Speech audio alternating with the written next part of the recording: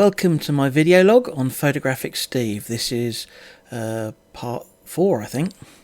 I thought I'd share with you in this part, in this episode, my thinking behind some of the stuff that happened in assignment 2.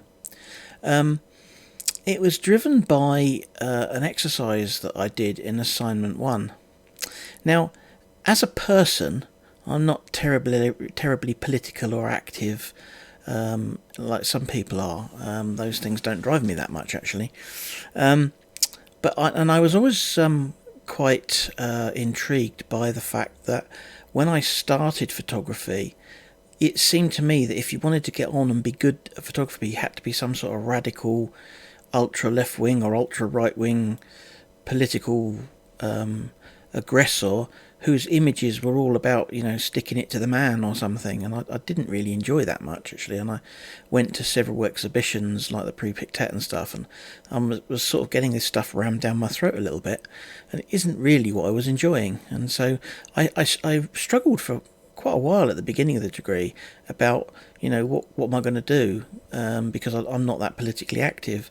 And the thing that annoyed me most, actually, at the time, this was back in 2012-13, was the fact that the government was a bit of a nanny state, and they had imposed a rule that you could only buy 16 paracetamol in a packet, and you could only have 2 packets, and that really wound me up for several reasons. At the time, my mum was quite ill, and we were having to buy a lot of paracetamol for her because she was taking it on a regular basis, and you had to keep going back to the chemist every 5 minutes to buy another lot of tablets, and I myself had problems with my leg, which required me to take quite a lot of paracetamol, and it was just driving me nuts, and I just didn't like the idea of being told what to do.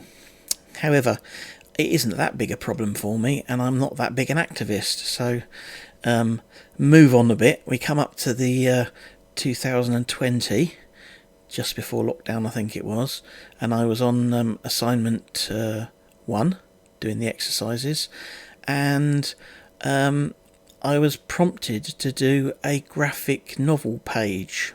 Let me show you.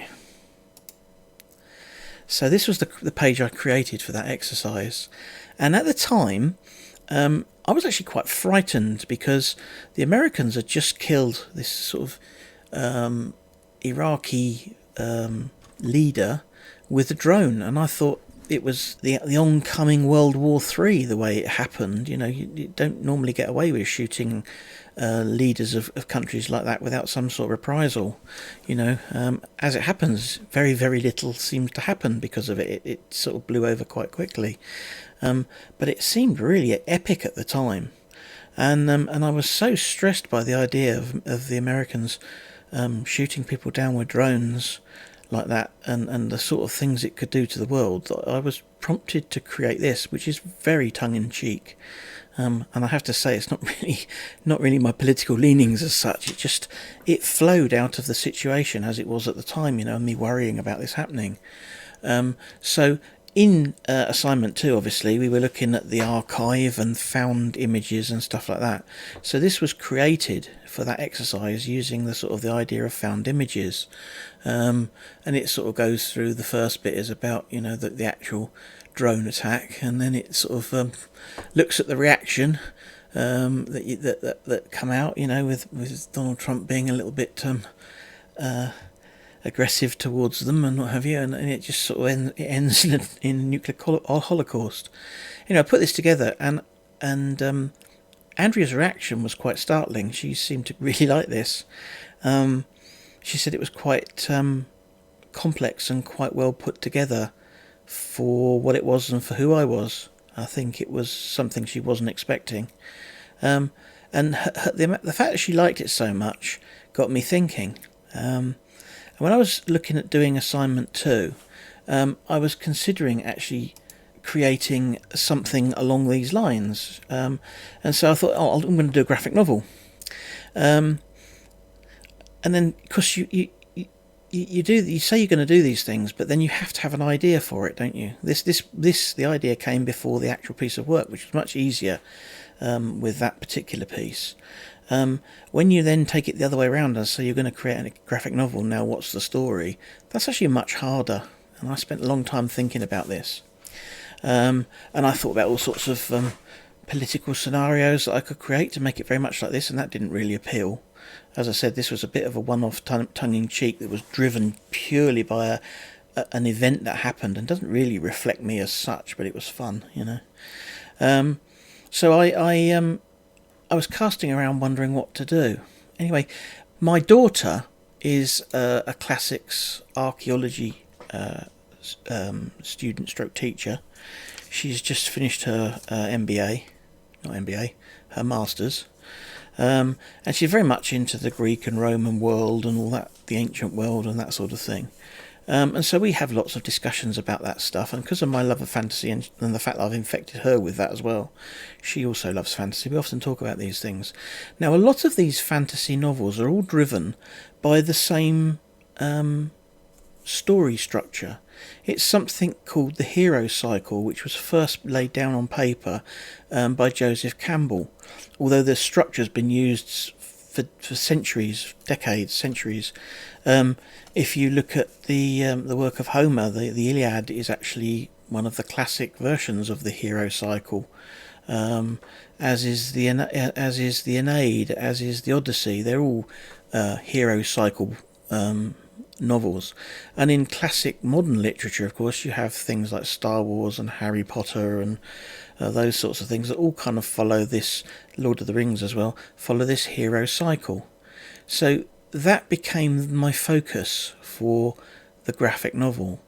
Now, a graphic novel suited my purpose because this assignment is really based on found images on the archive, the digital archive, and getting that into the assignment. But in doing so, I could also tell a story. I could practice the art that I love, which is this sort of fantasy style imagery that I do, and it enabled me to create a piece of artwork that was based on the subject that we were looking for. So was born the Hero Cycle, which is my graphic novel. So if we look at this, this is the graphic novel that I created. Hang on a minute. Do that. Yeah, so here is my graphic novel. Now, what I decided to do is I decided to mix in all the things that I'm passionate about, and this is really was the start of this mixing in the 3D rendering and stuff. One of the things I do in Daz Studio is I take photographs of real people, and I use those photographs to make a map or a mesh that I can put onto a wireframe body of a person. And so if you look at this front cover, that's actually my face on a 3D Daz person. And so I became a character in my Hero Cycle graphic novel. And so who I am is the narrator or the curator of the library. So I'm kind of in here pulling the story together and explaining how things go. And I decided to use a number of different books. If we look at the first page, you can see in here that I've enlisted the helps of the likes of Joseph Campbell, of Homer, of Tolkien, of J.K. Rowling and George Lucas, because all of those authors wrote books or films or stories that were based around the hero cycle. And the hero cycle follows a distinct set of steps. And I thought the best thing that we could do is to take those 12 steps and turn it into a graphic novel that explained each of the steps and showed examples from these various different films and authors on how that worked. And with me set as this curator, introducing it all and talking about what's going on. So I ended up creating this graphic novel that looks like this. And it starts off, the first page just introduces the 5 guests that are talking about their books, and all the way through they're talking about what happened in their book according to this step. And Joseph Campbell is talking about the step itself and what it means each time. So you've got 4 authors and the author of the actual hero cycle itself. I put the book, when it was finished, onto my website, WordPress, and found this flipbook plugin that enabled it to look like a proper novel, and it actually works best like this. So as you can see, if I flip the pages, it looks like a proper novel, which I really love.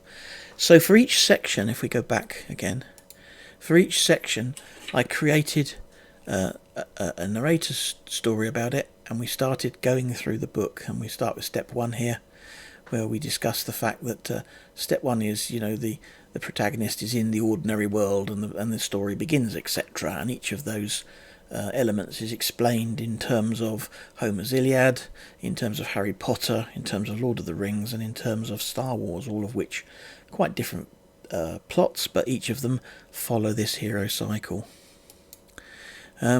Then for each of the steps going on, I did some work in Daz Studio to create a piece of art, which was basically using me as the character with my face again, and placing me in this wonderful library that I created in 3D in Daz 3D Studio. And it's a huge model of a library that's three-dimensional, and I literally moved the character around the library into different positions and changed the scene as it were in the different places to create these beautiful pictures of this library, and to start creating a bit of a story in its own right.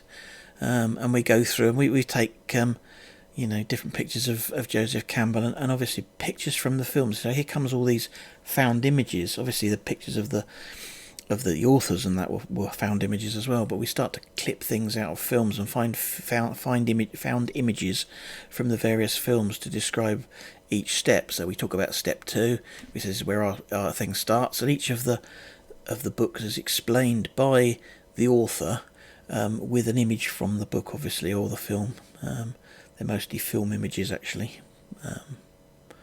Let's move on. Then we've got, as we move on to step 3, we created another image of myself in this library, and I'm using various different graphic novel patterns. So the images are organised in different ways to give the book a bit of a feel of a graphic novel, and to actually not make it boring. If you had 4 pictures on each page and everyone was exactly the same shape, it isn't quite so interesting. One of the beauties of graphic novels is that as you're looking at it, you've got the actual symmetry of the page and the pictures on the page, and the people often overfill the image, so very often they actually sort of stick it's a cut on for them rather than the whole person, and these found images work well with that. This picture of Hagrid here, it's typical of a graphic novel where we're zooming into a face and you're not showing the whole of Hagrid. Finding pictures for the Odyssey was amusing. They all came from various films that have been made about Jason and the Argonauts and the Troy and various things like that, and so there was a recent film on Troy which was quite a good source of images for Homer, being based on some of those books. And as we go through the graphic novel, you'll see it carries on in the same vein, picking different parts of the story to illustrate each of the points. I'm not going to explain each of the points. You can actually read it if you like. It's on the website, and you can go back and look at the graphic novel and read it if you're really interested in what the contents of the hero cycle is. But this whole idea of telling a story was quite good, and I thought that particularly using the hero cycle rather than just doing, I could have just done a book. I could have literally taken a story and told it in here. I could have written a story. I could have taken a story that was already done and just illustrated it with pictures and with my 3D art. But that wouldn't really have worked. That wouldn't really been what I was looking for. So what this actually is it's actually looking at the structure of storytelling and telling you how that works in the form of this graphic novel, using that art that I love so much. So this has everything for me. It has the found art. It has the opportunity for me to create pieces of artwork using sort of digital 3D and photography and everything else all pulled together in those clips of myself being the curator. This is one of the things I'm most proud of, actually. Of everything I've done, I'm really proud of this. I just think it works really well, and I love it, and everyone I've shown it to seems to love it. So hopefully if you're an assessor and you're looking at this, you'll love it too, but I can't control that. I just hope you do. Let's flip on and look at the next piece. So again, you can see another different page layout, Page layouts do repeat, but just not very often. So there are a number of different page layout styles that I use, sometimes using one bigger than another, and it was very much dependent on the images that I could find as to what shape and size I would actually lay the page out to. I didn't always use all of the image either, so sometimes I cut the images down a bit to make them fit where I wanted them to be. But the idea was to get this kind of pleasing layout, graphic novel feel that I think I've achieved. I do think this worked quite well in that respect. I'm quite pleased with the final result, as I said before. Self-praise is no praise, but I do quite like it. And as we carry on, we move in through the stories. I did allow myself to use cartoon images as well as pictures. So in this particular one, this is a sort of a cartoon, actually from a comic about Lord of the Rings, because obviously these things made their way into comics as well as films. And so some of the images, I just loved that image. When I was looking for this fight with the Nazgul, it was the perfect image of Aragorn fighting the Nazgul. And actually it's nicer than any of the film stills that I found. And in itself it's a piece of graphic art, and it also makes the graphic novel look more of a graphic novel, because it's the kind of drawn art that you find in a graphic novel. So I found that to be particularly beautiful for this. I also made use of the split bubbles that they use in comics very often. You often see Spider-Man or Iron Man with 3 or 4 bubbles as he says different phrases and breaks things up so that it paces the way you read it. This is quite good at pacing the way you read things and breaking stuff into the paragraphs that people say. And there's a little story going on in here which builds as we get further into it. So initially, I'm sitting there and telling you all about these things, but gradually we start to get to a point where there's a little bit more drama going on. Not quite yet, but a bit lazy there, look. But if we go forward to this next one, look, I've introduced my favourite dragon. So now, because we're talking about the ordeal, I thought we'd have an ordeal in the actual library. So there's the dragon knocking everything over, blowing fire everywhere and causing trouble. So our hero faces their biggest test. So there I am, running from a fire-breathing dragon. And the same thing's happening here. And again, in the Star Wars one here, look, I've used a cartoon there as well, which is, there's a lot of source material for Star Wars cartoons, obviously. We've got a cartoon piece here in the Tolkien one. So using those cartoony bits, because often I was using cartoony or artwork in the Homer stuff, because obviously there's not much photographic stuff in the Homer stuff apart from some of the films. But it kind of ties in to the whole graphic novel vibe and feel, and found art as well as found photographs. As we move on, look, so hero sees the light at the end of his tunnel, and we move on through the story, which we're on step 9 here, and we're showing some of those images. Moving on again. And so we're on the road back. We've actually fought the dragon and cut the dragon's head off. That was fun to create in Daz's studio. That was before I found out about switching bits of the body off. I could have switched it all off apart from the head. In that case, I actually buried the body in the floor so it looked like a head. But I've since discovered how to actually switch off complete parts of the body so that the only bit visible is the head, which I would do in a future thing. But that worked quite well, Does look like a severed head, doesn't it?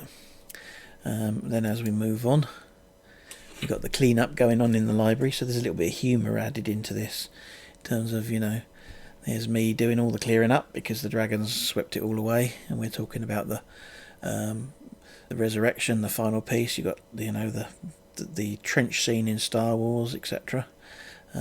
You've got Frodo travelling to Mordor on his own because Boromir gets shot down and blows his horn. This was quite interesting because as I was writing this, initially in my head I was thinking Lord of the Rings, but of course when you look at Lord of the Rings is actually 3 hero cycles. And so really, if you want to analyse it like we have here, you only get to the end of the Fellowship for the end of the first cycle, which is why Boromir being shot down is part of this resurrection thing, and it changes the book because it goes into a different phase, and the party breaks up and off they go. Frodo goes off with Sam to Mordor. The other hobbits have been captured by the fighting Uruk-hai, and the rest of the heroes go chasing off after them, and they all get split up. They don't come back till much later in the book, when they've all gone through a massive change, which is the second part of the hero cycle, or the second hero cycle phase. So they go through it twice, and then go through it the third time in defeating the Sauron himself. Then, of course, we've got the end of the book, where the hero comes home and everything's good. I couldn't resist riding the dragon, and throwing in the little throwaway there about the dragon being on hire, and so I'm using it for the weekend. And as Joseph Campbell was rightly saying there, it's not actually a dragon, it's a wyvern, but no one knows the difference, do they, unless you're a bit of a dragon buff.